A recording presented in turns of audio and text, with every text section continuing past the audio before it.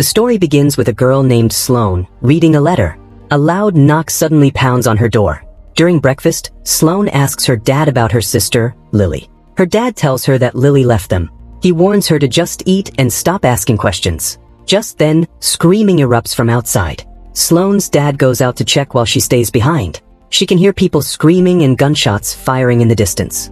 When her dad comes back inside, his clothes are covered in blood. He tells her they need to get out of here. Sloane opens the door and looks outside. People are running for their lives. Zombies are tearing through everyone in sight. The streets are completely overrun. A zombie stands right in front of Sloane. She's so terrified she can't even move. Just as the zombie lunges at her, her dad pulls her back inside and locks the door. He tells her to get down to the basement. But before they can move, the zombie crashes through the window and attacks her dad. He fights back, but she sinks her teeth into his hand. He grabs a shard of glass and strikes the zombie, but it barely does anything. So he drives it straight into her eye and kills her. Sloane watches the whole thing in horror and runs. Outside, the streets are swarming with zombies. She has no idea what's happening. She just runs for her life. The scene shifts forward one day. Sloane is with her friends inside their high school. Dead bodies are scattered around. They can hear zombies grunting somewhere nearby. A boy named Carrie picks up a telephone and follows the sound. It's coming from the principal's office. Their principal has turned into a zombie. The moment it lunges at Carrie, he beats it to death with the telephone. Sloane watches, even more shaken than before. Carrie tells everyone to start blocking the doors. They all get to work barricading every door and window. But Sloane is too terrified to help. She stands off to the side, trying to call her sister Lily. That's when Reese walks up to her. He asks if she's been bitten by a zombie. Sloane doesn't know what he means. Reese explains that the infection spreads through bites. Carrie turns on a radio. A broadcast is playing. Once you find a secure location, lock all the doors and cover all the windows. Do not draw attention to yourself. Stay where you are and help will come soon. Grace hands out water bottles to the group. Sloane is completely shaken by everything. The scene shifts back one day earlier. The streets are filled with total chaos. Sloane barely escapes a zombie's grip. She dodges through the horde and ducks into a hiding spot. That's where she finds Reese and Carrie. They're classmates of Lily. They take Sloane and keep moving. Alarms are blaring across the city. Carrie spots a van up ahead. An injured woman stumbles out of it. It's Grace's mom. They all regroup and push forward together. That night, they break into a house. Grace's mom turns on a light, but Carrie immediately shuts it off. Grace's mom fires back, telling him that zombies aren't attracted to light. They're attracted to noise. They all head upstairs, but Carrie wants everyone to stay on the ground floor. Grace's mom explains her reasoning. If zombies break into the house, they'll hear them coming. They can climb out the master bedroom window, get onto the roof, and jump into the backyard. That's how they get out alive. After that, she goes off to treat her wound. Sloane sits alone in a corner. Her mind drifts back to the day Lily was getting ready to leave. Lily wakes her up for school, and Sloane tells her she knows Lily is planning to move out soon. She says she doesn't blame her, but she doesn't want to be here without her. She can't stay. Lily reminds her of what they always say. One day at a time. She promises Sloane that things will change. She swears she'll make sure their dad never hurts them again. Then Lily drives Sloane to school.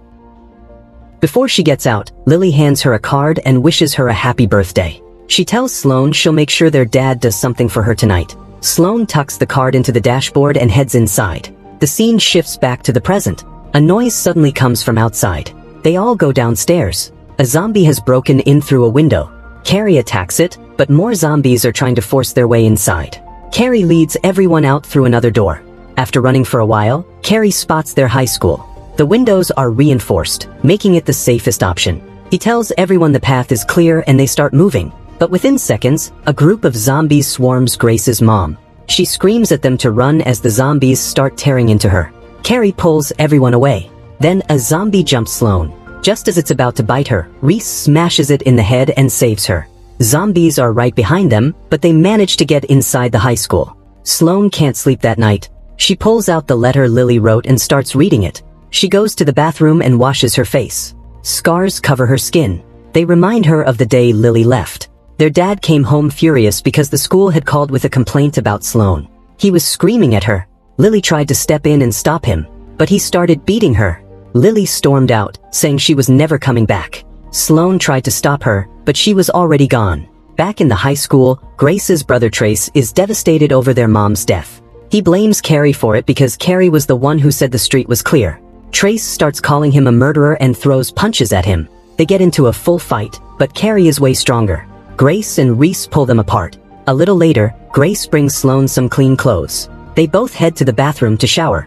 Sloane's entire body is covered in scars. After the shower, Grace asks her what she saw out on the street. Sloane tells her she saw the same thing Grace saw. They all start talking about the situation. If this thing is global, they doubt anyone is coming for them. Cortez is a small town.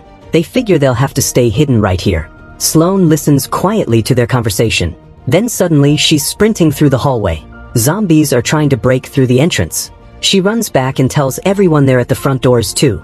They barricade both exit doors and move into a classroom where no zombies are pressing against the entrance.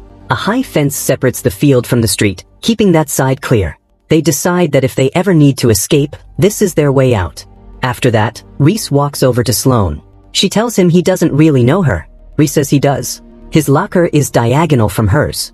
He knows she and her sister Lily are really close. It was always just the two of them and nobody else.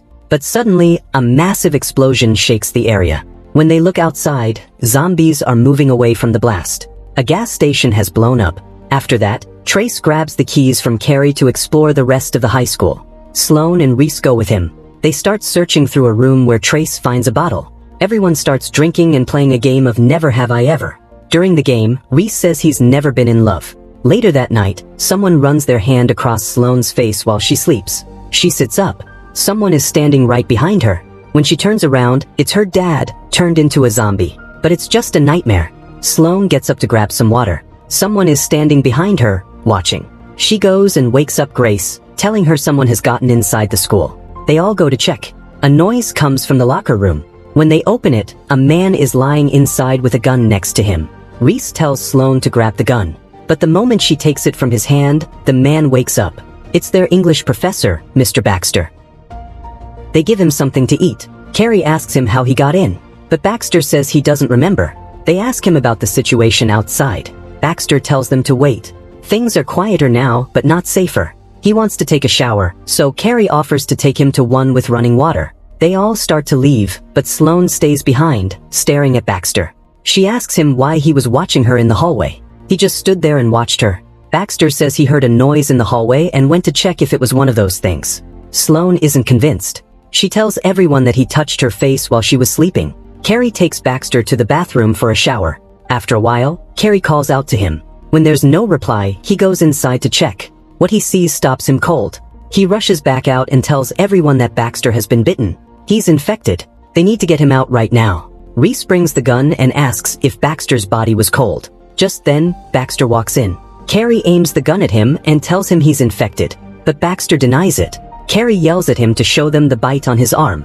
Instead of showing it, Baxter runs. They all chase him down and grab him. They see the bite on his hand.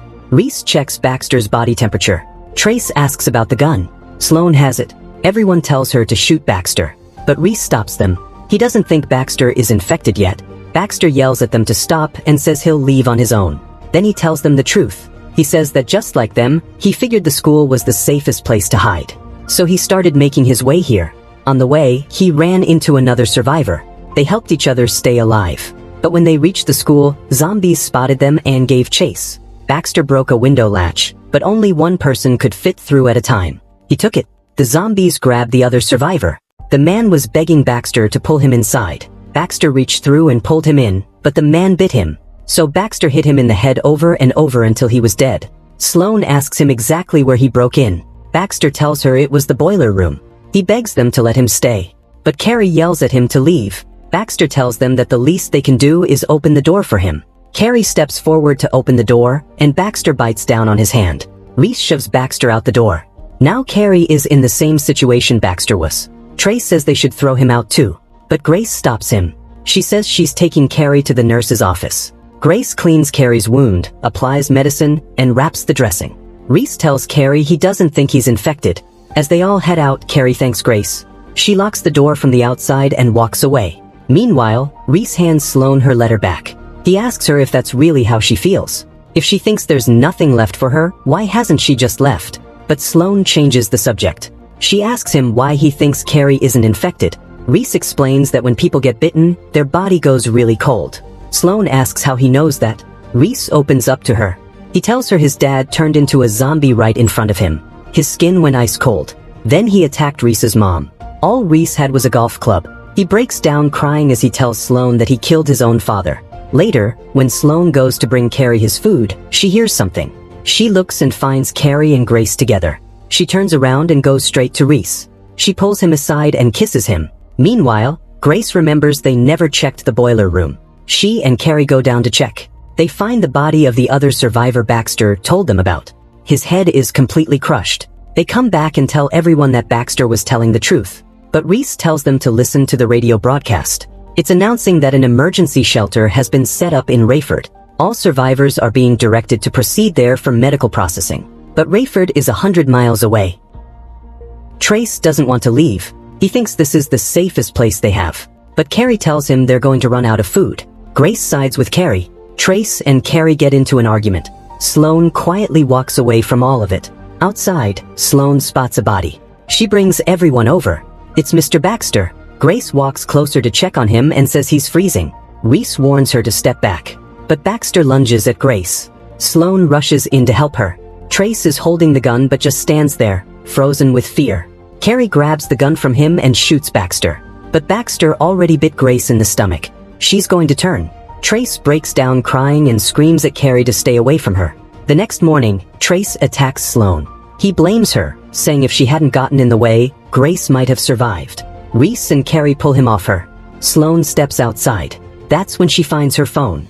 There's a message from Lily. It says she can't find Sloane, asking where she is, telling her to come home because it's safe. Sloane shows the message to Reese and Carrie. Reese tries to reason with her, saying the message is old. But Sloane insists. Her dad has a car. If Lily says it's safe, then it's safe. And it's on the way to Rayford. Carrie and Reese both agree to go with her. They start packing everything up. Carrie asks Sloane if she wants Trace to come along. Sloane says they need the gun anyway, and they need him. She also says she wants to face him. Sloane goes to see Trace alone. He's sitting next to Grace's body. He asks Sloane if she can forgive him. She tells him she would have done the same thing for her sister. Trace thanks her. Then he puts the gun to his head and pulls the trigger. Sloane starts gasping for air. Reese and Carrie hear the gunshot and come running. She tells them he shot himself right in front of her. After that, they head outside. They climb over the fencing and make it to the main road. Bodies are scattered everywhere. But as they pass through, the bodies start standing up. Reese takes one down, but there are way too many. The zombies start chasing them. Sloane spots a car, but the second they get close, its alarm goes off. The sound draws the zombies toward the car, giving them just enough time to run. They duck into a house and smash the alarm. But zombies are closing in from every direction. Carrie decides to go out first and draw them away. They tries to stop him, but Carrie tells Sloane he'll help her get to her sister and takes off. The moment he steps outside, every zombie swarms him. Sloane and Reese make it out. But a zombie is roaming right in front of Sloane's house. They hide nearby and wait for it to pass. Once it moves on, they sprint toward the house, but the front door is locked. They climb through the window of Sloane's room. Reese stays upstairs while Sloane goes down. Lily is sitting right there. Sloane calls out to her. But Lily has already turned. She attacks Sloane. Sloane tries to calm her down, but Lily won't stop. Sloane fights back and kills her. She runs to Reese and collapses into his arms, sobbing. Her dad is lying dead on the floor nearby. Sloane goes out to the car and pulls the birthday card Lily gave her from the dashboard. Inside it reads, "One day at a time." She takes out Lily's old letter and drops it right there. Then she and Reese get in the car and drive away. And with that, this story comes to an end. If you enjoyed this explanation, let us know in the comments. Don't forget to like the video and subscribe to the channel.